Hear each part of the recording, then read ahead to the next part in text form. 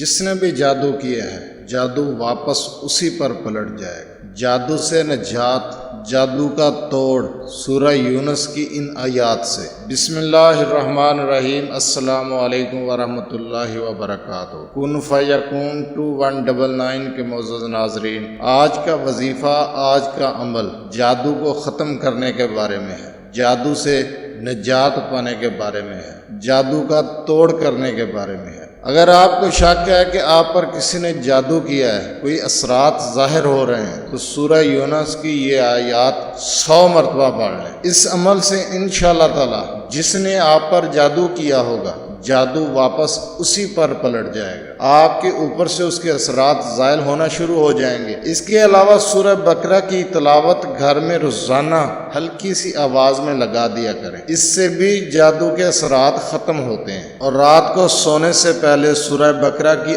آخری 2 آیات پڑھ کر سویا کریں، انشاءاللہ تعالی کبھی بھی جادو آپ پر اثر نہیں کرے گا۔